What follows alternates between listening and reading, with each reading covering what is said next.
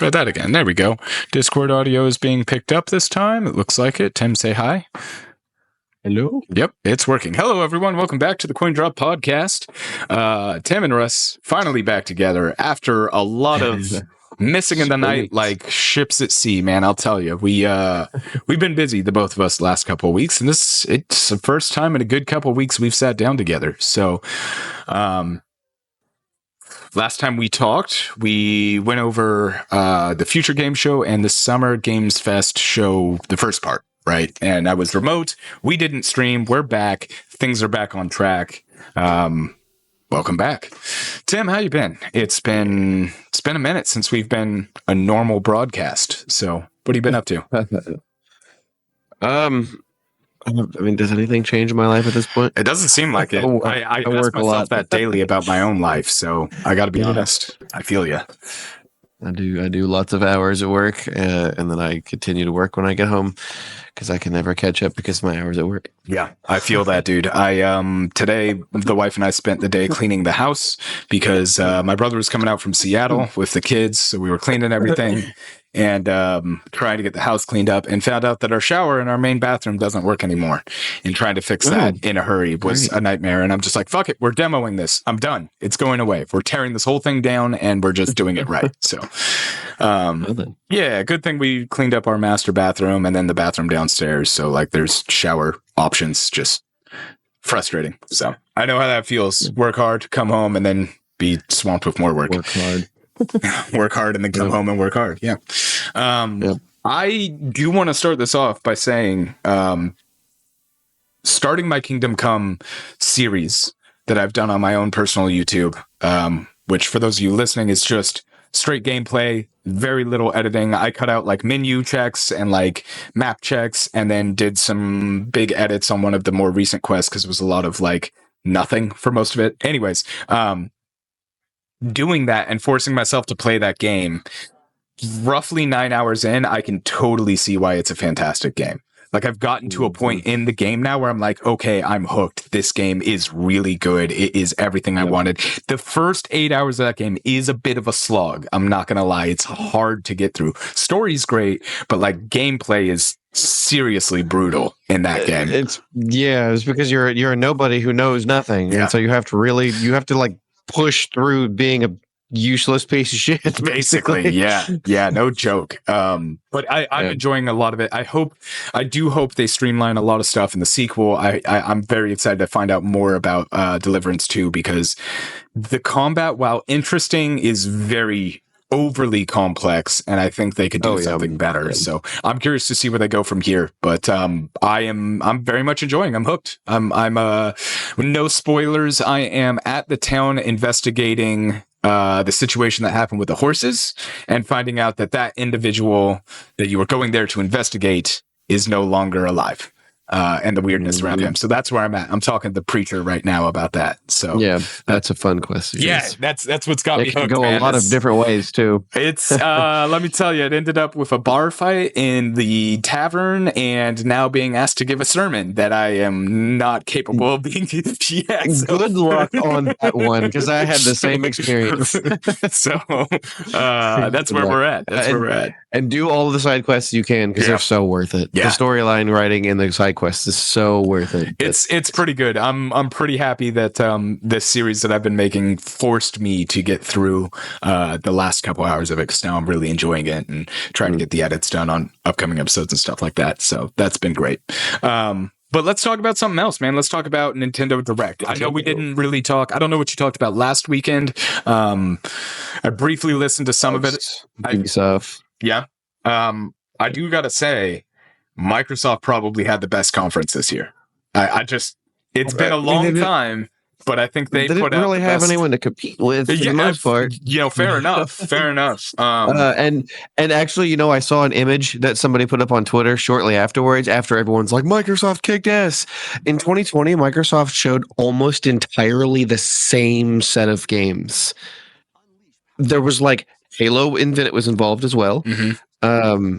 And there was another one that they released within the last 4 years that was shown. Yeah. But almost everything was the same. Yeah, I mean, or obviously like Perfect Dark. Perfect Dark was originally a cinematic trailer. This time it was a gameplay trailer. Yeah, a lot of that was involved, but it was like, wow, they didn't really change their shit in 4 years. But again, actually being able to see those is different, of course. I do want to clarify that from this point moving forward, I will only be referring to them as Microsoft. The Xbox as a brand to me has died, in my opinion. Yeah, and I don't think that Xbox really exists in terms of like PlayStation Xbox, right? That's not how I see things anymore. I think that the new Doom looks fucking awesome. I cannot wait for that. No, not your thing. So I played the original of the newer games, and I can see why people like it, but I'm more of a story-based gamer. Sure, and when in the first 10 seconds they're trying to tell you storyline, and he's like, "Fuck that," and punches the screen, like. You know what I mean? Like, obviously there was story involved in it, and it was deeper than I had anticipated to be given that scene. Yeah, but the gameplay was really my style. Doom definitely is not a game that's super involved in story. So like I also too, Dragon Age was one of my favorite series. We'll talk about that game later. Was one of my favorite series for a long time. Story is obviously like paramount, but there are some games that are just out for fun, and Doom feels like one of those that's just out for fun, like Warhammer. I'm sure there's deep story in Space Marine 2, but that's another just over the top like story, or not story but game. Warhammer 2 looks awesome. Yeah, that game was great. Space Marine 2. Space Marine 2, whatever. Yeah. Also, I'm wearing our new shirt. That's our shirt right there. If you guys want to check it out, we've got them on the store. And I'm wearing the same color, but not the same shirt. Not the same shirt. The fit's great. Shirt's comfortable. I'm happy with it. Highly recommend. It's also got my brand, so obviously I'm going to talk it up. But I mean, legitimately, it's actually a comfortable shirt, and I'm very happy with my purchase. Considering that was only like $25 for a shirt, that's pretty good. Yeah, it's not bad. So you watched the Nintendo Direct, right? Because I only looked through clips. I didn't watch the whole thing. We have it here that we're kind of talking over. What did you think? Did you think it was a good show? Honestly, I would kind of probably give it to Nintendo, even though they didn't. This wasn't an E3 show. It was like a week and a half later. Yeah, 2 weeks later. Mostly just because there was just a lot of nostalgia-filled stuff in there that I'm like, okay, I can get behind that. They didn't really have any like major announcements other than the last thing they showed, which was the new Metroid, and I've been waiting on that since like 2018. You and like that. Everyone else. I know. And they finally showed it off, and when they showed it off, I was like, "That's straight up the GameCube game. I want it now, please, now, like right now." And I didn't notice this because I didn't like super dive into the trailer as far as like really trying to break it down or watch any say Digital Foundry videos on it or whatever. But I saw an article just before we went live that apparently some people are saying that they're thinking that what they showed might have been Switch 2 footage, simply because there was some stuff in there that just looked way better than what a Switch can show off. And my guess would be that this isn't Switch 2 gameplay. That they're just really being able to take advantage of the system at the end of its lifespan. And there probably will be a Switch 2 version. And since the Switch 2 is supposed to effectively have a DLSS, system built into it to help it improve resolution and stuff like that, I'd be willing to bet that the Switch 2 version will look better, but it's going to be a pretty typical cross-platform release. Sure. Or cross-gen release, rather. Sure. But they just had a lot of good stuff, ultimately. There was a lot, honestly. There was a lot from third parties as well, but like Romancing Saga 2 is having a remake. Dragon Quest 1, 2, and 3 are all getting into the HD2 remake. Yeah, I did hear that. They're doing the Ace Attorney remakes. There's I'm trying to remember the guy that created Final Fantasy. I'm trying to remember his name. There's so many Japanese names in my head, and I don't want to get it wrong. Yeah, but he made a cell phone game years ago, and they're finally bringing it to consoles on the Switch. It's called Fantasian. Hironobu Sakaguchi, that's his name. And it's an interesting play on turn-based RPGs, and it's coming to Switch, and I'd be willing to bet it's coming to more than that, but I didn't look to see if it was. In any case, they announced a lot of really good stuff, and I just thought it was a really good show. Also, the Mario and Luigi brothership. The Mario and Luigi RPG games have always been fantastic, and this one looks like a really, really good evolution of the series. So I thought it was a good show. What do you think of the new Legend of Zelda that they showed off? I want your thoughts on that because I'm on the fence about it. I have some thoughts, and I'm curious as in my opinion, foremost authority on Legend of Zelda on the west side of the US, in my opinion, being who you are and your love of that fandom and that franchise. What are your thoughts? So they have done not this in the past, but they've tried changing things up to be unique, and I'm actually pretty interested in this title. I definitely I'll probably end up buying it right away and playing it. The imitation or the echoes, whatever you want to call it, where you can basically copy things and paste them into the world and use them for different combat or how to traverse the world in different ways or do all sorts of stuff is definitely really unique. It almost feels like a play on the Tears of the Kingdom system a little bit. And I honestly sort of feel like this is not necessarily a rushed game, but kind of because it's using, the Link's Awakening remake system. Yeah. Or graphical system in any case. And I don't know. There's something about it that just seems really unique. I feel like they could have maybe done this in a non-Zelda way, but they're doing so in a Zelda in the Zelda franchise to make people more interested in it and to see if maybe it'll work. But now at this point, it's going to be stuck to Zelda. Yeah. Although I think it'd be kind of cool if they would call it Legend of Link rather than Legend of Zelda, since you play as Zelda this time around, right? And Link's the one that's gone. But it's definitely unique. A unique way of doing Zelda without making Zelda feel like Link, Yeah.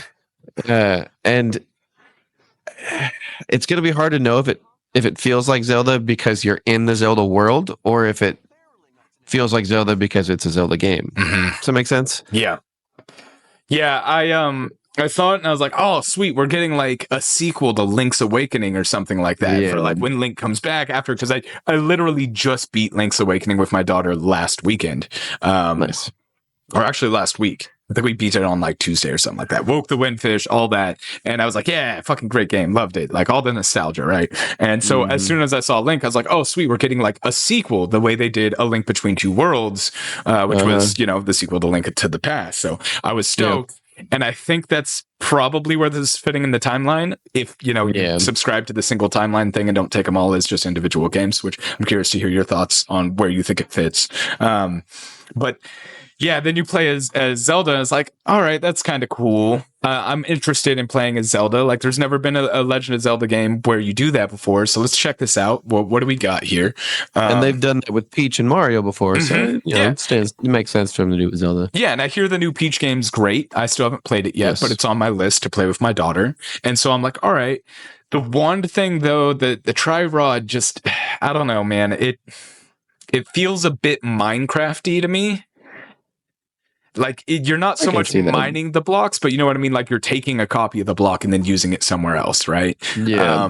So I don't know. I'm going to turn on this light real quick because it's getting dark in here. What I'm curious of is just how much it's going to, like they said there's a lot of blocks or a lot of echoes that you can have. And, there's everywhere from items that you can put on the ground to enemies you can copy to fight for you. And so obviously, and they show it at one point in the trailer where there's the game pauses and you can scroll through all the things you can copy. It makes me wonder how much of the game is going to be pausing for you to choose the right one, or if there's going to be some sort of like quick select system. I mean, you can obviously see there's going to be a quick select system with the buttons, the arrow buttons, but that's only 4. So I don't know. I guess we'll see how they manage to implement it so long as the gameplay stays fluid. Yeah. Yeah, I'm interested because I like the idea of a new, unique Zelda that isn't. I've said this before. I hate the new Legend of Zeldas. I can't stand Breath of the Wild. I don't have any interest in Tears of the Roblox Kingdom. They're not for me. And that's fine. I love the art style, which is the hardest part, dude. I love cel shading, and I want to love those games so much, but I fucking hate them. So you saying that makes me wonder if so they've always kind of like changed the graphical style just a little bit, pretty much with every generation. Honestly, now that I think about it a little bit, I wonder if they're going to do that again for the Switch 2, or if they're going to stick with the Breath of the Wild style simply because that's the most so been in, like ever. You say that, but they did do a weird thing where with the GameCube they did the Wind Waker, right? And then they went back to the more realistic Twilight Princess. So, and then they went to Skyward Sword, which was like the step between. Wind Waker was GameCube, and then Twilight Princess was technically Wii, but it was announced for GameCube, then delayed for GameCube, and released on Wii, and then released on GameCube a few months later. Yeah. Anyways, but I don't know. I'll probably end up buying it. I don't know that I'll pay full price for it, just because I'm like, man, I don't know. It's Zelda. It's Nintendo. Yeah. You're gonna pay full price for it 15 years from now. You're right. I'm never gonna get that on sale. They got a Final Fantasy S graphics for shits and giggles. Yeah. That was Dragon Quest 3 remake that was on screen there. No, he was saying that they should make a Final Fantasy S graphical style for the game. Oh, gotcha. Yeah. I mean, I love the art direction of Link's Awakening. So I love the art direction they went with, Yeah. And it's one that they can easily make. Yeah. So as far as like they can make it quick. Yeah. And I think that's what it is. So that's my biggest concern here is, do you think that's the game that they said that they were in the process of making, codename Edward or what it is? Do you think that's Edward, or do you think Edward is something else still on the horizon? Because there's still a lot of people like, where the fuck are Wind Waker remake and Twilight Princess remake? And there's a lot of industry insiders that keep saying like those are basically ready to go. I mean, with along that same question, where the hell is Metroid Prime 3 on the Switch? Like, what the fuck? Yeah. But I have been contemplating that question as far as Zelda's concerned, and honestly, I don't know. It's really hard to tell if it's going to be if this is Edward or if it's a remake, because all the rumors have been like it's a remake of some sort. Yeah. Or a port or whatever it may be, and. Yeah. I don't know what to make of it. Simply because this is so very far off from all the rumors. So I sort of feel like it's going to be something else. But at this point, I almost feel like Edward is going to be a Switch 2 title, maybe a Switch 2 release, because they're constantly showing off new stuff, but they're also equally constantly going, but we're not going to show the Switch 2. So plus there was there was effectively confirmation that the Switch 2 is ready, and it's been ready for quite a while, actually, like 8 to 10 months or something like that. And Nvidia is like, what the fuck? Why aren't you releasing, not Nvidia, but AMD. AMD is like, why are they just sitting on this damn thing?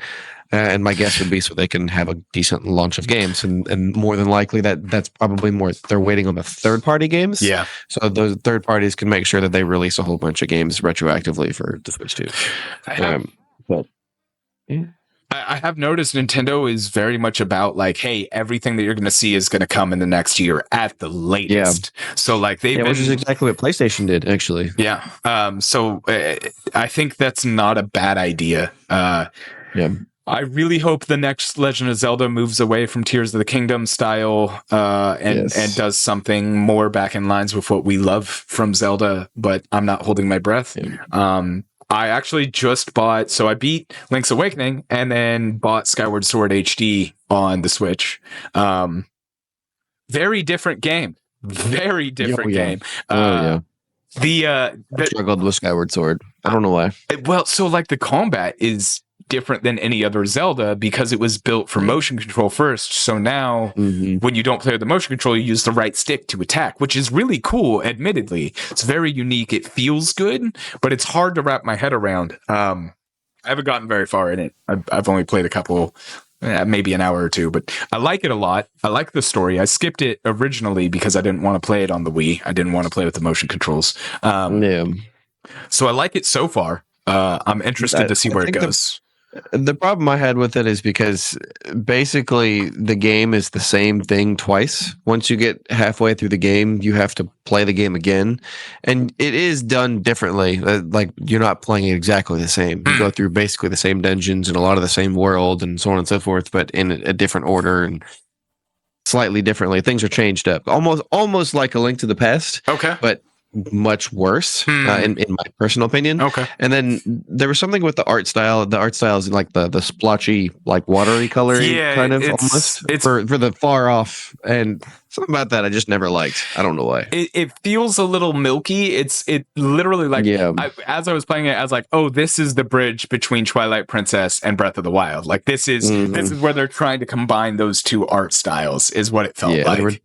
They were trying to figure out the Breath of the Wild art style. Yeah. I think because Breath of the Wild obviously wasn't out yet. But, right. Yeah. But yeah, I don't know. Yeah. Go ahead.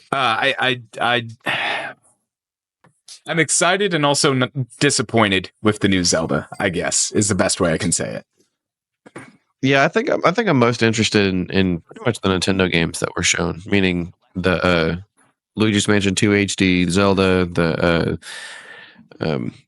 Donkey Kong Country HD I love the Donkey Kong Country games. I fucking love them. They are great. Yeah. But I feel like they've been milking the two that they made on the Wii. Yeah. And they like instead of just making a freaking other one, they just keep re-releasing the first two that when they've brought the series back. And I'm like, okay, can you make another one already, please? Yeah. Like, come on now. I mean, talking about what's on screen here, Perfect Dark and Turok and stuff coming. It's very cool. And Perfect Dark having online multiplayer. Nice. Hell yeah. That's almost worth buying their shitty online service. It's not just the online service. You have to buy their expansion pack online service. New Perfect Dark was announced though. 1%. And they showed it off. Too. They showed it off at Microsoft show. We were talking about that as we started. Microsoft had a great show with a fantastic lineup of games, and they did show us some gameplay of the new Perfect Dark, which looks basically like Cyberpunk mixed with Deus Ex, I guess. Like they're both Cyberpunk and Mirror's Edge. And Mirror's Edge. Yeah. Like it's very, dude. It's so perfect. It's very different from what Perfect Dark was in the past. But it's been so long since we've gotten to Perfect Dark. It does sort of feel like a reboot. Yeah, but it looks nothing great wrong with that. Did you know the first Perfect Dark had dual stick control set where you had to use 2 N64? I had no idea that was a thing. I had no idea that was a thing either. That's interesting. Wild. I couldn't. That would be. How would you play that? You'd be touching the controller and then the Z button on both controllers, but like you wouldn't be able to press it. I guess maybe you wouldn't need anything else. Yeah, I don't know. That's weird. I'm trying to think about that too. Yeah. You got Z buttons, analog stick, and that's about it. I tried it. It's not worth it. Yeah, I bet not. Nintendo showed off a lot of really good stuff that was outside of their development studios as well. They showed Fairy Tail 2, which it's another anime game, right? But it looks like it's for fans, it'll be right up their alley. Yeah, like I said, they showed off Fantasian Neo Dimension, which is that originally cell phone game, but it looks like they're giving a decent upgrade to it. Basically, it's a turn-based RPG where you can affect how your spells and attacks like alter in the middle of combat, and you can basically hit more than one enemy at once, depending on how you manage to. It almost looks like you're curving the bullet kind of thing, from whatever that movie was. Wanted. There you go. Yeah. But in a video game. Gotcha. They did show off a lot of like, okay, cool. They added Nintendo Switch Sports. They're adding basketball. New Mario Party. That one looks good. That makes me want to get enough controllers so my family can play together. Yeah, Marvel vs. Capcom 2 got I think it was 2. Was that 2? That was 2. Yes. It's not just Marvel vs. Capcom 2. It's a Marvel fighting franchise collection. Okay. Gotcha. Nice. Yeah. What are they? Yeah, it's a whole bunch of different fighting games. What's new with Mario Party? I didn't get a chance to see this one, so I'm seeing it for the first time on screen now. Does it look good? Because I know like lately they've been hit or miss. Like Super Mario All-Stars is great because that's like Mario Party 1 and 2 just updated, and then the one that they released before that kind of sucked. So what's the hook with this one? What's cool? Looks like there's like a kart racing. Weird. Yeah, the hook with this one is that basically it's the same game, but different maps or whatever, I forget what they call them, boards. Okay. With different mini games. Except for now, there's an online mode where you can have up to 20 people play at the same time. What? So that's your hook. That's so wild. You can play on you can play with up to 20 people, and that really really alters the way the gameplay or the mini games work, and that should be really interesting to see how that plays out. Dude, a battle royale style Mario Party would be wild. Almost. But the only thing that they didn't really clarify is, can you play the 4 people offline and then say with the other 16 online? Yeah, yeah. Good question. That is a very good question. 1%. Imagine how long a 40-turn game would be with 20 players. Yeah. It's got to be like a battle royale mode. That would be so cool though. Like you've got 5 turns to get a star, and anybody who doesn't get a star like gets eliminated kind of thing. Yeah, something like that. Or maybe like less moves, or maybe like parties of 4 or something like that. Yeah.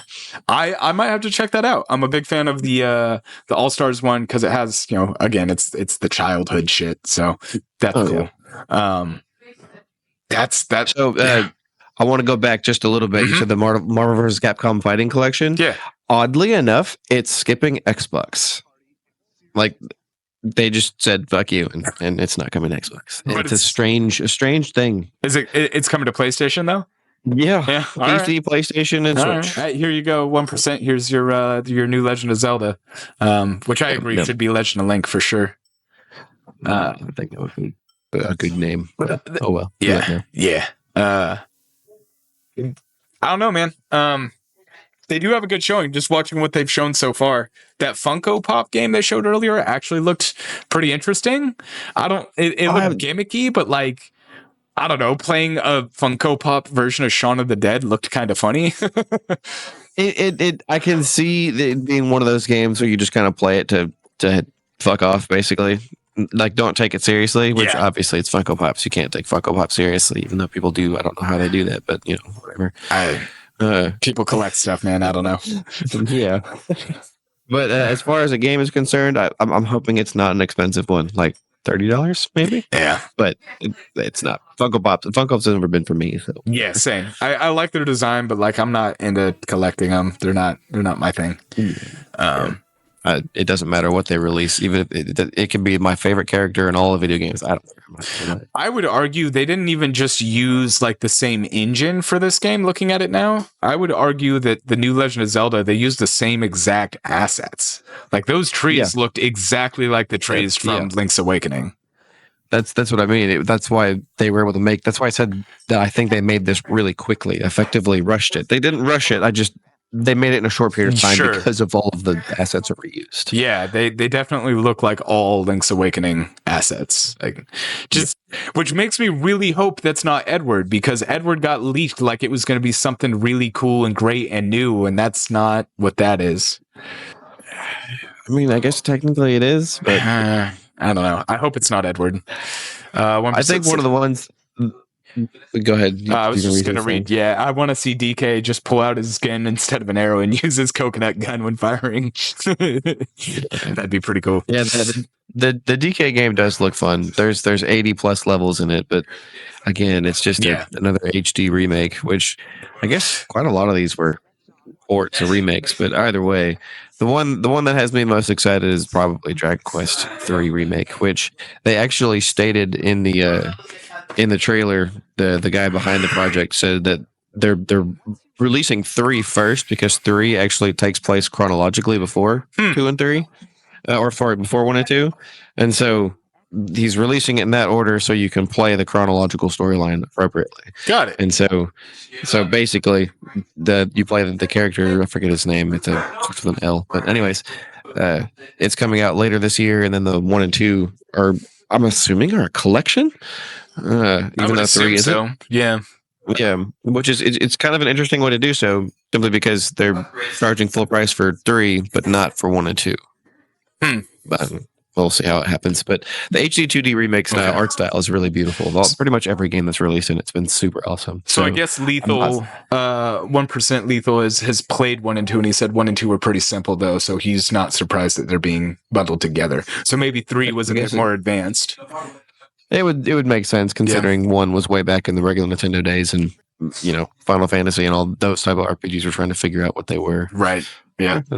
I would check them out. I never played the Dragon Quest games, and I feel like jumping into Dragon Quest 9 is not at all the same thing as what it started as. So I'm sure it's like Final Fantasy where they're not like connected stories, all of them, but they're not. Still feels like, I don't know, 1, 2, and 3 definitely look more like my style of JRPG. Yeah. With that said, if no one's played the Star Ocean 2 HD remake, the 2D HD, dude, it's so freaking good. I believe it. I want to see them remake all of them because of how good it is. Nice. So, and obviously, Square Enix likes the art style, so yeah, because that's also Square Enix, right? One thing that Nintendo showed off that I'm like, what is this? I don't know what to make of it. It feels like Palia as far as the developer's technical ability. It's called Farmagia or whatever. Okay. It looks like a Pokemon style meets Pikmin style. Interesting. You can collect monsters and then use them to fight for you, but also has a little bit of Rune Factory in there where you can farm, but the farming is the monsters as well. It's so weird. It's such a strange thing, but I know my daughter's going to be interested in it because there's an army of wolves at one point that look like foxes. So she's instantly interested. But yeah, it's a very strange looking game because it's a cross between so many, but it also has like an anime art style to it. I don't know what to make of it. Like, I don't know if it is this the whole show that you have in the background? Yeah, it's the whole thing. Gotcha. I don't think it's quite made it to it yet. I don't think it has. I don't think I've seen that, but I haven't been really super paying attention to it. So, I don't know much else that was shown. Honestly, that I didn't watch the show. So, that's here. Let me briefly go over everything. I'll just name them real quick. Yeah. After Brothership was Nintendo World Championship NES Edition. It's effectively a battle royale of the old school Nintendo games, 13 NES games. Okay. Best way to put it. I mentioned Fairy Tail 2, the Fantasia Neo, Nintendo Switch Sports is getting basketball. There's this side scroller called Mio Memories in Orbit. I saw that. Yeah. Yeah, that one has an interesting art style to it. It's a side scroller. I would assume a Metroidvania style. It didn't really clarify. Disney's Illusion Island is old school game. Looks like old school Mario, basically. Not Mario, I'm sorry. Old school Mickey. There we go. And it looks like it might support a 4-player co-op style to it. Hello Kitty is getting a game that basically looks like Animal Crossing. It's the best way I can think of to explain it. There is a basketball game for Looney Tunes, so effectively Space Jam, but without the humans. Among Us got some sort of update. That Farmagia game I mentioned, Donkey Kong Country Returns, Dragon Quest, Funko you already mentioned, Luigi's Mansion 2 HD is coming to Switch, which that makes me happy because I was never able to play the 3DS version or the DS version. I can't remember if it was DS or 3DS. I don't remember. Anyways, they're bringing it to consoles. There's another game. This is another one that was really confusing to me. It's called the New Denpa Men. I don't even know how to explain it. They look like Teletubbies, but mixed with Mii's, the Nintendo Mii's, mixed with a little bit of Animal Crossing. I honestly have no idea how to describe this game. It looks freaking weird. After that, they called it a tower defense. Metal Slug. It's called Metal Slug. Yeah. Okay. Yeah, Reloaded. But I didn't see anything in the trailer that looked like tower defense. It looked just like Metal Slug. And so I was really confused. There was absolutely nothing in the trailer that was like, yeah, that's tower defense. But that's what they called it, I guess. Darkest Dungeon 2, they showed off some gameplay to that, which it looked way more in-depth than I remember the first game looking. And it almost made me want to go check out the first game. Because I think I was giving it for free on like the Epic Game Store or something like that at some point. Gotcha. The Switch Online, you already mentioned. There's the Zelda Link, the Four Swords, which Four Swords looked like it had multiplayer to it as well. Yeah, I mean, it would have to. The game can't be played single player. Basically, yeah. And then Zero Mission, that was such a great Metroid game. Yeah, I remember watching my buddy play it on his SP. That was a fucking awesome one. It was. Phantom Brave is getting another game. It's called The Lost Hero. It's a tactics style game. We already talked about the Marvel vs. Capcom, the Mario Party, and the Zelda. So as far as Zelda's concerned, they actually announced a Switch Lite Zelda. It's a Zelda Gold with the thing on it. Unfortunately, it's the current Switch versus the new Switch. Yeah. We already saw the Just Dance. They showed off Lego Horizon Adventures again, which, by the way, you had asked this question, and I said I thought that it was kind of its own thing. It's actually sort of a play on the original game. Oh, interesting. So it's a little bit. It's kind of like Zero Dawn, but a little bit different is the way I understood it, based on the way they talked about it. You saw Stray already in the background, which is a phenomenal game. If you've not played that, totally worth it. The Tales of the Shire looks really interesting. Yeah, I'm actually watching that screen right now. Yeah, I'm watching that right now. It actually looks kind of cool. Like, it looks like one of those cozy games, but it looks kind of cool. Yeah, it's exactly what it is. And they show off that basically community is the most important aspect of the game, which is what Hobbits are about. There's community. And so you basically help each other out, and then you invite them over to have dinner, and then like basically you cook for them, and there's all sorts of stuff that interacts, and the more you interact with people around you, which I couldn't tell if it was multiplayer or not. They didn't really specify. Yeah. But I'm sure there'll be more information that's coming out sometime later this year. Did you ever play the Ace Attorney games? They always interest me, but I didn't know if they were actually any fun. So I played the first couple, like 2 or 3. There's like 18 now or something like that. Is there that many? Number. Holy crap. Maybe not that many, but there's probably over 10.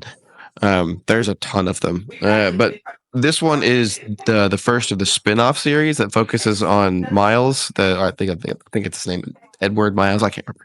Anyway, the guy in the red jacket. Okay. You originally don't play as him, and he's actually the prosecuting attorney, and you're the defense attorney. You're the other guy, but they are really solid puzzle games. You basically have to defend your client by going out and doing a little bit of investigating as well as talking to people. And then you actually go to trial, and you have to basically present evidence and accuse people appropriately. And it's really interesting. It's a puzzle game, and you have to do things right in order to win. And they do a good job of keeping you interested. The first few games were definitely interesting.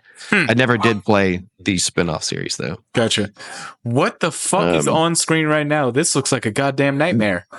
Yeah, this is another one that looks really weird, especially because you haven't really seen gameplay yet on this one. Man, it looks like, so from what I can tell is monsters destroy the world around you, and you are forced to go to a school, this Last Defense Academy, and you have to protect the school for like 100 days or something like that. And these monster things are attacking the school, and you have to protect it. But you get everything just looks, and you get recruited by Casper the Friendly Ghost with a brain float in his head. That's fucking what? Everything about the game just looks really odd. Yeah, odd is a good. As you can see, there he is, Mr. Brainhead. I wasn't the most excited about it. But I'm sure there'll be people out there that are probably more the Japanese crowd. Yeah, it looks like it's a tactics RTS kind of thing. Yeah. Not my type of gameplay, but interesting nonetheless. Yeah, and there's actually two more trailers in the Nintendo Direct. The next one, as you can see, is Romancing Saga 2. This one's actually a full ground-up remake of the original. I was going to say, isn't this an old-ass game? Like PS1 era? Something along. I think it's PS2, actually. I think it'd be on my wall. Where's my Romancing Saga? So many titles in the S's. Jeez. Yeah. And you, if I remember correctly, digging deep into my memory banks on this one, don't you play as the bad guy in that series? I think so. I vaguely remember there was. It's been a long time. Yeah. I vaguely remember you're playing as the bad guy. I know that it might have been this one, it might have been a different one, but I remember there being like some Japanese hack and slash RPG where you actually played as the bad guy. I'm like, that's a cool take. There needs to be more games like that. Yeah. This one, it has a heavy emphasis on the combat formation. The formation will affect basically your strategy, and not just your strategy. It'll affect your abilities and stuff like that too. Some enemy, you will become stronger or weaker depending on the formation you're in. Gotcha. But it's a ground up remake, and I mean, it looks like it'll be interesting for sure. But yeah, I'm honestly kind of surprised it didn't start with 1. Yeah, who knows? Maybe chronologically 2 took place before 1. Who knows? I guess it's possible. Because technically Tenchu 1 was a sequel to Tenchu 2. Tenchu 1 was the Stealth Assassins, and then Tenchu 2 was the birth of the Stealth Assassins. So, so maybe that's kind of what they did. And then here's this your last one is Metroid Prime. Yeah. And it looks pretty much straight out of the GameCube days. Like the way it plays, the way she jumps off of her ship and flips and lands on it, and like everything, it just straight up Metroid Prime. I'm gonna with 4 instead. I'm gonna commit a huge gaming sin here. I haven't played Metroid since Super Metroid. That's the last Metroid I've ever played. I have never played any of the Prime series. I didn't play Zero Mission. I watched a buddy play it. I never played Fusion. I watched a buddy play it. I've never played a modern Metroid game, but this looks awesome. And so they actually re-released the original Prime for the Switch semi-recently. Okay. And actually they updated the controls and they made it more modern, although I believe you can actually play with old school controls too if you choose. And Prime, in my opinion, is like the best Metroid that's ever released. Fusion and Zero Mission and all those are really good too, but something about the first person shooter Metroid just freaking works. Yeah.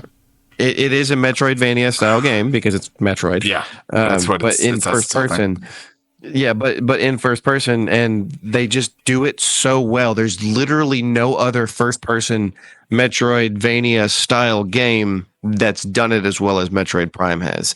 I would argue that Darksiders is probably the next closest thing. Okay. Simply because Darksiders, it plays like that, like those Metroidvanias where you go back to the areas you've been in because you now have a new ability or a new item or something like that.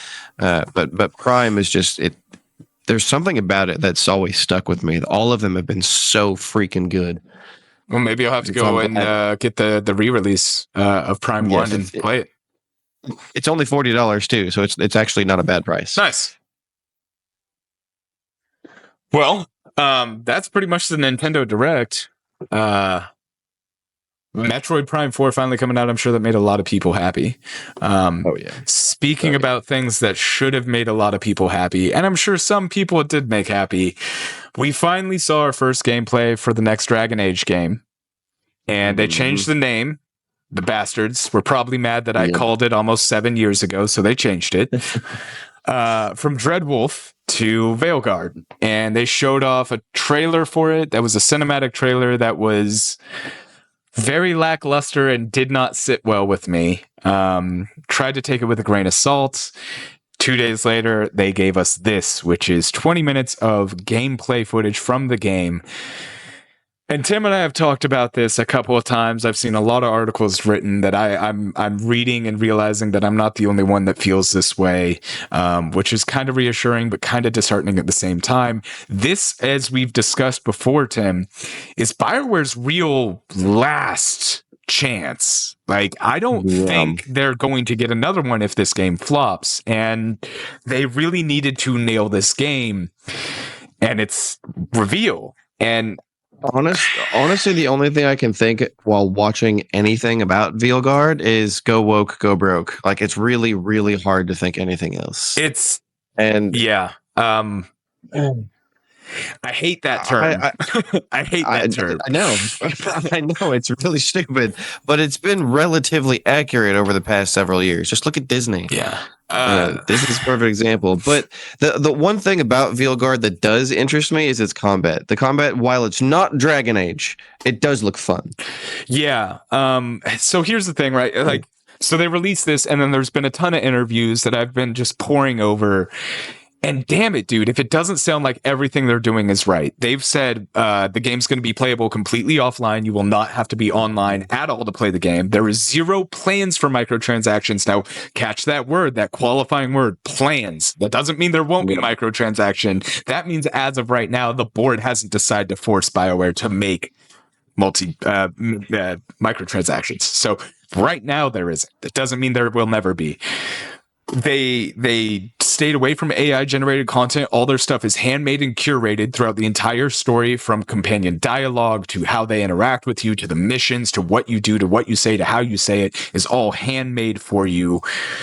And it all sounds like it's headed the right direction, but there's just something about it that isn't sitting right with me. It just...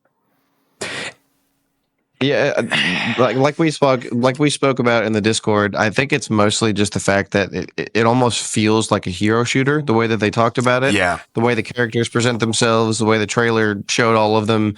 The art style has that almost Fortnite look to it. I posted a picture in the Discord where you can look at the Qunari, the way they were originally portrayed in the first Dragon Age. It was the second one. The first one, they actually looked like humans. It was really bizarre. So like that one was from the second one. So that was 2 and Inquisition is what you posted. Oh, okay. Yeah. Well, in any case, they look like fucking hard, badass, like almost orc-like enemies, and they just look like they're ready to rip your face off. And they get a little bit less that in Inquisition, but they still look like they could kill you pretty easily. Yeah. And then in this game, they just look like thems. Yeah. And it's like, I wouldn't even sure, you could say I would say they look just like people. Like they look like people with horns, where in the second game they were way more monstrous. Inquisition, they still had a very monstrous person like physique to them. They were big at that point. Yeah, physique. Yeah. They had a monstrous physique, but they had a more personable like attitude, which was really unique. But the Iron Bull was a unique character in general. But the art style is one direction I can't get behind, because you said it, dude. It really feels like every character has been fed through a Snapchat filter. Like all the grime and gruff of the character is gone and everything's smoothed out. It just doesn't feel gritty the way the franchise had before. And it has this weird, like, so here's another thing. This whole time I was watching this video, I don't know what's wrong with my brain, but the whole time I was watching, I was like, this looks like the start of Mass Effect 3. Like, if you took Mass Effect 3, the opening of Mass Effect 3, and put it in a fantasy setting, the Reapers are coming down, chaos is happening all around you, enemies are popping up everywhere, you're running through, trying to escape. Like, that feels very reminiscent of this, but this also, at the same time, I got, like, a retread feeling from the beginning of Dragon Age Inquisition, where it feels like, again, you're playing Dragon Age Inquisition and you're going towards the rift and you're trying to find Corypheus and find out what happened, and then you get there and you close it felt like they were literally just retreading 2 of their biggest hits in this section of the game, and it looks cool, but it had that vibe. To be fair, though, like we said, this is sort of their last chance, and it would make sense for them to try and go back to what everyone loved about their old games and try to make this new one as close to those as possible. I think the problem is they went too close. It feels too similar. It doesn't feel like its own thing right now. Like, I'm trying to give this game slack, because other than Assassin's Creed, this has been one of my favorite franchises in years. And I have been looking forward to this game for almost a decade. And this, I want to hope that it's good. And I don't know, like, they alienated me almost immediately by the fact that you're playing as another new person. And I realized that at this point, that's almost a staple of this franchise, that none of the characters are connected. But it feels like they missed a key point where, like, dude, you were in Inquisition, you were so connected to Solus. He was a part of your companionship. Like, you could literally romance him if you wanted to in that game. And how do you move away from that and then make a compelling story? Like, there is nothing more compelling than, like, hey, dude, you were like my lover and you fucking bailed on me, and now I'm here to hunt you and stop you. Like, that is, dude, that's such a compelling story. Just that tiny bit of it. Even just making it like, bro, we were brothers in arms. Why did you do this? This isn't like, they're trying to do that still with Varric being in there, but it doesn't have the same impact as it being the character you played from the beginning of Inquisition. So I don't know. I don't know. I've got thoughts. I'm probably going to end up buying it. I'm definitely going to end up playing it. I'm just not sure that I'm going to love it. Yeah, I just have this problem that I don't know. The way I look at it is it's trying to portray that anyone and everyone can be this super badass hero, and I'm just sorry, that's just not the case. Yeah.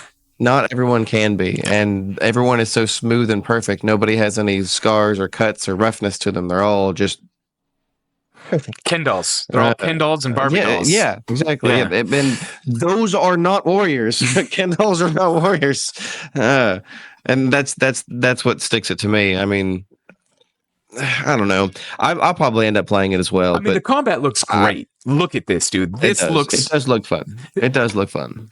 But that's not what Dragon Age is. Dragon Age is story. It's depth. Exactly. They still do. There's so many loose strands that if this game doesn't tie up, I swear to God, I'm going to strangle the lead writers at BioWare. I am going to fly to their office and wrap my hands around their throat and peer into their eyes as I squeeze their soul out of them. Because there is so many loose threads around this franchise that for the love of God, just wrap it up. Just tie it up. Because... dude, from the child with Morrigan, from what happened to the Grey Wardens, from what happened to Hawk, from what happened to the Inquisitor, to where did Liliana go, to... I hate to tell you this, or I hate to predict this, but I have a feeling that we're not going to get the answers we want. Just look at Assassin's Creed; they've just given it up, and I fully expect that to be the case with this as well. We might get answers to some things, but it's not going to be nearly enough and or what we want. Yeah. I feel like there's already, so like, again, they're saying they're doing everything right, but what I'm seeing doesn't feel right. You know what I mean? Yeah. They've dropped your party now to apparently, even though what you're seeing here is 4 people on screen, 4 characters, your party's going to be 3. You and 2 others. That is not a D&D campaign. I'm sorry. A D&D campaign is 4. Yes, the Holy Trinity is a thing, but a D&D campaign is 4. Always is. CRPG is parties of 4. Dropping it to 3, they're like, well, now we can give like more meaningful dialogue and all this and that. And now they're giving the NPCs some agency. So if you don't romance your whatever person you want to romance, they'll romance each other, which is cool because it gives more life to that side. But I don't see a single character so far that is interesting enough. And I think this is part of it too. When Dragon Age launched, the first one and the second one, every new companion was a surprise.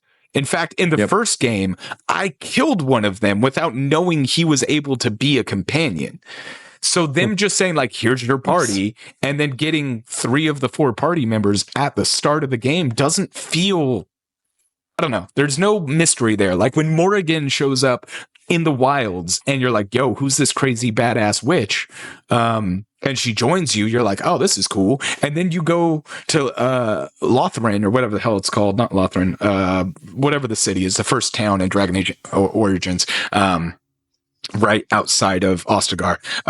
You get, I'm not gonna anyways, you get Liliana, and she's like she's a member of the cloister there. And you're like, wait, why are you joining me? This is a thing? Okay, cool. You can save a Kunari who joins you. And it's like... there was some like, oh, okay, we're going to be friends. This is cool. Saying up front what your party consists of in this game takes away those interesting, like, who are you? How do we relate? What's going to happen? It kills that like reveal.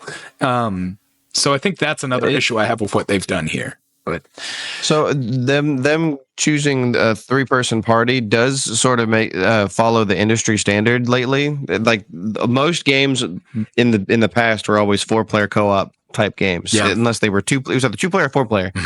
But almost all games have gotten away from the 4-player co-op. They've moved into 3-player co-op, and there's got to be a reason for it.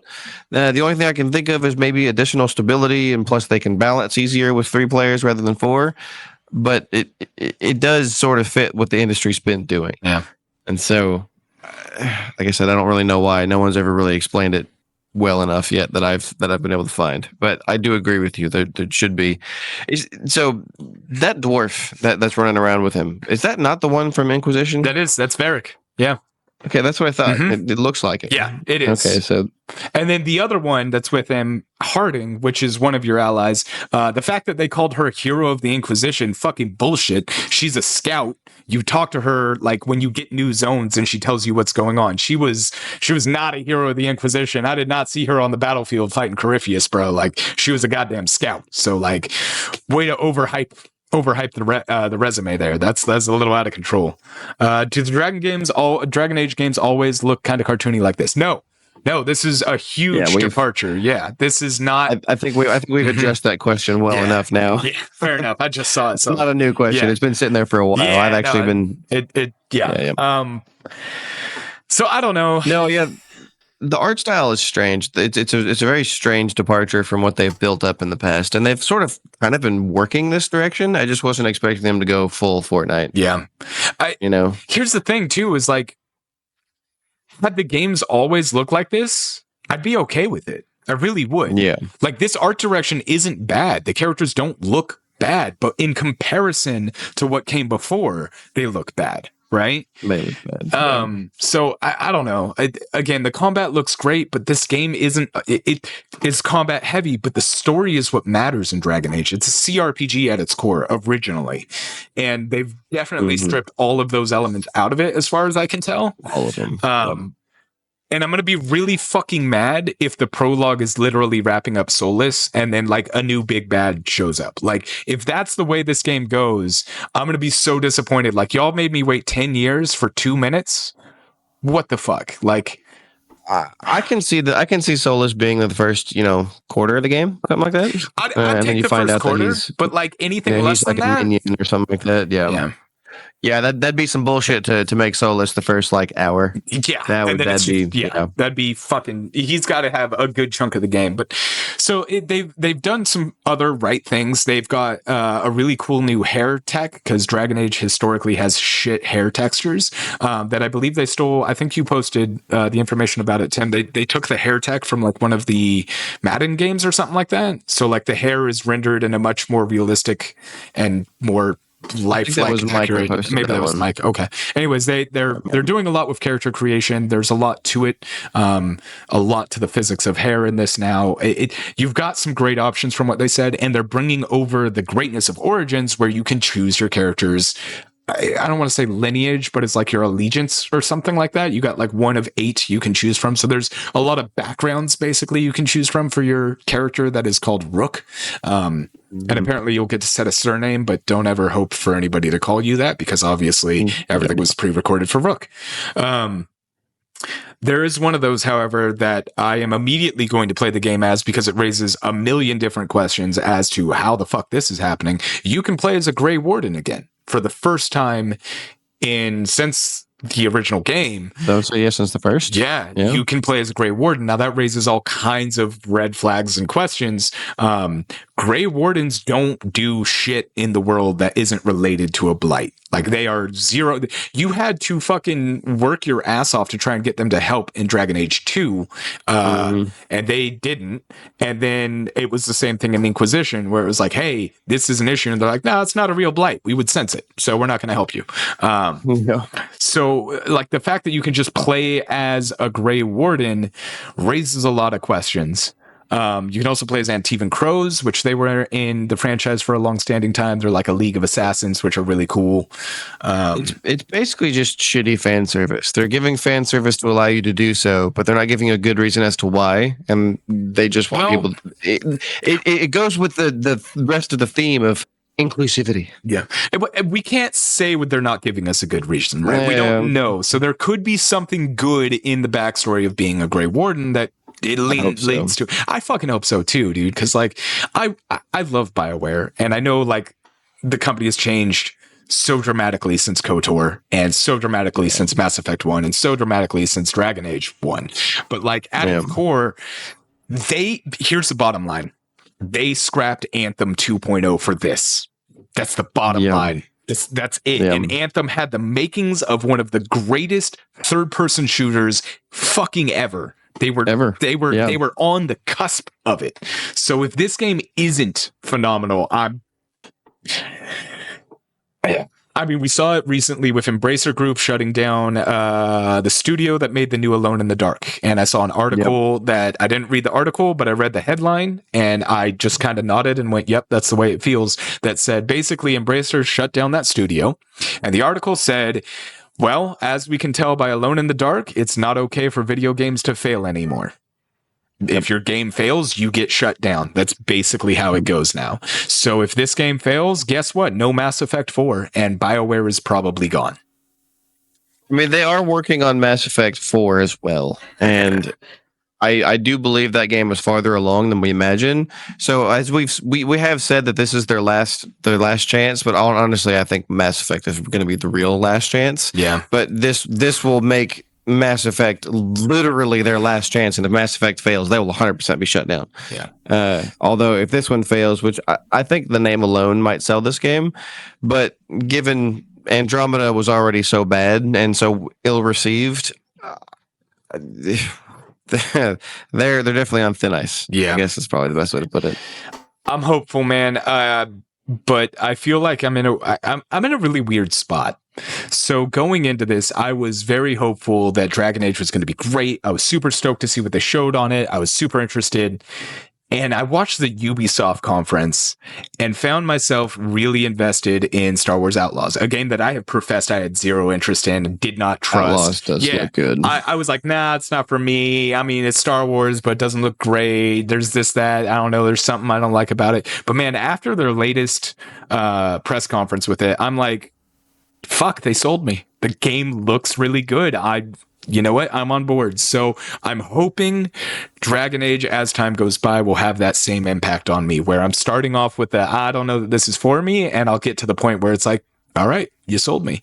Because I want to love this game. I want this game to be good. Dragon Age is a beloved franchise of mine, and I don't want to hate it. I don't want it to be Assassin's Creed Odyssey, right? Like, I don't want that. Watching the gameplay for both of those games, what stands out to me, and it's really hard to think anything otherwise, is Star Wars Outlaws looks like Ubisoft has been listening to their fan base about their open world games, and learning from them and making them better because of it. I think so. I sort of think that Veilguard is not that strategy. It feels like a forced change for someone, I don't know who, but not the fan base. Well, I mean, I kind of got that feeling when they changed the name too, right? Yeah. Like when they announced that it was no longer Dreadwolf and it was Veilguard, I got this idea that like, oh, they've gone through some changes. Yeah. Which is probably why it took so damn long for them to show the game off. Right. And so, like, it basically just went through a silent reboot, effectively, but we just didn't know. Yeah. Also, they announced the game, what, 6 or 7 years ago? Something like that? 2018. Yeah. So, mm-hmm. I want to say I'm hopeful. Mm-hmm. I'm not, but I'm also optimistic, maybe. Maybe it'll stand on its own, but like I said, I there's a lot that I'm not excited about. Yeah. And I don't know. I guess we'll see what happens. Here's the thing. Like this part right here is what makes me the most concerned. Is Solus almost looks confused and surprised when he sees those two, what I'm guessing are ancients, show up. Yep. And what I would hate to see, what I really hope is not the next frame of that, is them bitch slapping him off the stage and him like dying in an explosion of some stupid mockery almost immediately. Like that is literally my biggest fear, is they're just going to tear down this character that has been living rent free in my head for 10 years. That's like, what is his plan? What is he doing? How are we stopping him? Like, God, if they disrespect that character that bad, I'm going to just be like, well, what the fuck? Like, what's the fucking point of playing the game?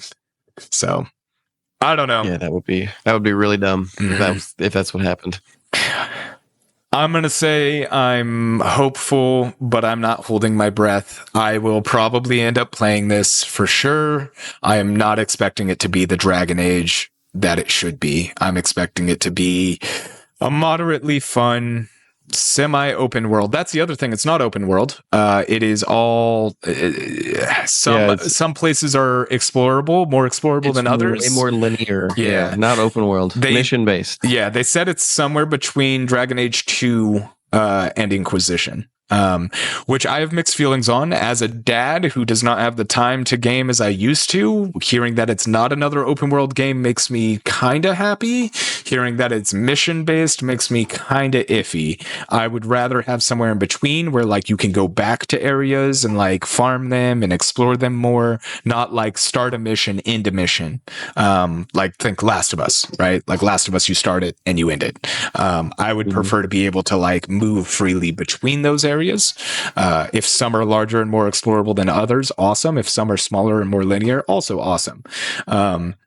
So I don't know. That has me kind of mixed vibes, but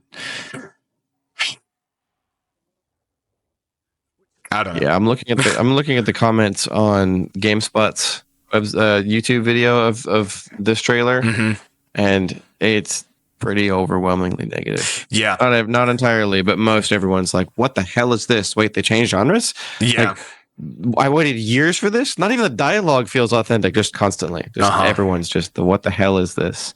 And so you're definitely not alone. I mean, yeah, I mean, I saw a lot of PC gamer articles and all this and that, kind of feeling like why does the new Dragon Age look like a hero shooter? Like I know I'm not alone, and it makes me somewhat comforted in knowing that I'm not crazy for the way that I feel, but it also makes me worried that I'm not the only one that feels this way. You know what I mean? So yeah.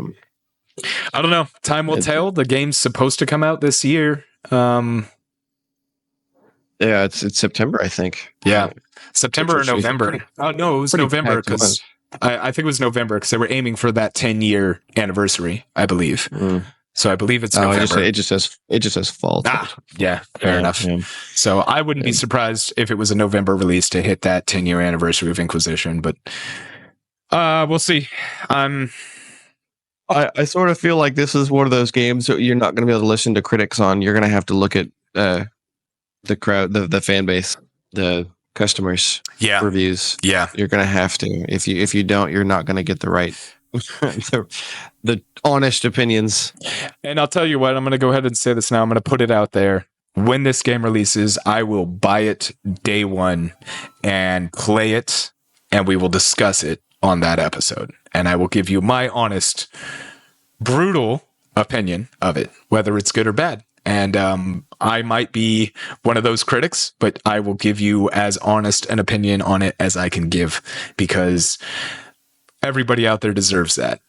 Anybody who's a fan of this will know, you know, it's worth having a good, honest source on it that isn't, I don't want to say bots, but you know what I mean. Russ, I'm always here if you need someone to listen here. Appreciate it. 1%. Appreciate it. Yeah.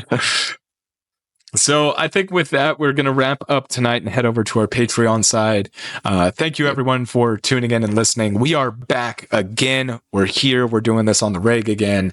The original crew coming to you live for the next at least 3 weeks. Probably longer. I don't know. I'm supposed to go on a trip for 4th of July weekend. We'll see. We'll keep you updated on things that happen. But we're going to be here for a while. Tim and I aren't going away. So settle in, because whether this podcast is regular or not, or whether it has a rotating cast, this is going to keep happening probably until Tim or I die. So yeah, I would say so. Yeah, I love doing this too much. And I'm hoping I go to PAX with media. I'm still waiting on my email, and I'm dying inside because I have not gotten an email yes or no yet. So that'd be sweet. Eating me up. Check out our merch store. It's in the description for our last episode. Like I said, we got shirts, we got stickers. If you like it, support the show. It's awesome. Rep us, tell your friends, tell your mom, tell your dads, tell your friends. Check out Tim's personal channel on YouTube. What's your handle over there? I haven't been streaming for quite a while. Nothing new up there. I have my channel, CoinDrop_Russ on YouTube, working on a Kingdom Come Deliverance playthrough right now. Mentioned that at the top of the show, so check that out. If you want to watch just raw gameplay, no commentary, no bullshit, just the fucking game. If you never played it and you want to see it, there you go. Great option. If you have played it and you want to see me make a bunch of dumb decisions and bad choices, there you go. And then you can commentate on my shitty shit. I also do my shadow boxing over there if anybody's into that. I do it mainly for me to watch my form and watch myself get better, which has been fun. But that's what I got going on over there. Make sure you check out our Patreon, patreon.com/coindroppod, where you can get our extra content and help support the show. Thanks again, everybody, for listening. Tim, final words for the night? Yeah, tell your mom I said it. 1%. You don't got to buy my love, buddy. You've had it for years. Almost 2 decades. Probably about 2 decades. All right, everybody. Have a great night.